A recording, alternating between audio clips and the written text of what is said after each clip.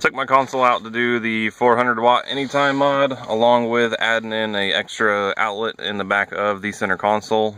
As far as the wiring goes, I just disconnected this one up here, which is pretty much a jumper that goes back to your inverter, which is sits back here.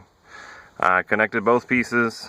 What I did was, for the 400 watt anytime mod, automatic transmission, this is on a 2013 TRD Sport. For the purple plus white wire, which has a white stripe, which is down here, you can kind of see it there. That one gets cut and capped off on both ends. Also, there is another wire that you need to cut and ground out. I grounded mine from this one because there's a little bit more room to play with the wire, which is the solid violet wire. You want that to be grounded on the inverter side, not the vehicle side. I looked at the write-up and it was a little confusing until I actually read through a couple pages. This side of the connector gets grounded. And as you can see, I have my ground right here. Just did a one of the weatherproof ones like this. This is the one that I did. The crimp didn't hold the small wire, it held the big wire just fine. So what I did was cut the heat shrink tubing off of it and just use the end, crimped it, and as well soldered it. So I know it's not going anywhere. And then for the extra receptacle, the gauge wire is a little bit big. It's about a 10 or 12 gauge, I can't remember. I threw the packaging away.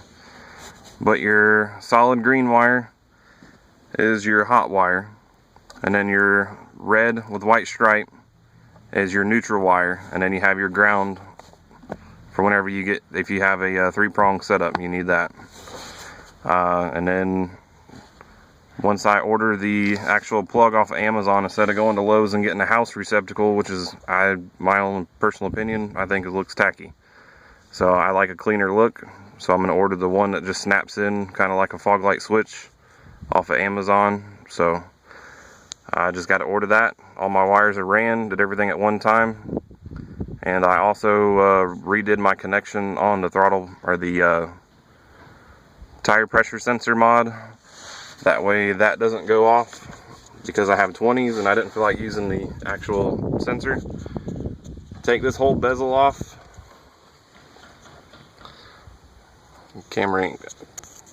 Phone ain't working here. Take the whole bezel off along with the radio and your AC control. Once you get that off, you'll be able to get to a blue box in behind there. There's a write-up on that. I can't exactly remember what wires, but all I did was cut a little section of it out, wrap the wire around, soldered it, and then duct taped it. So have fun.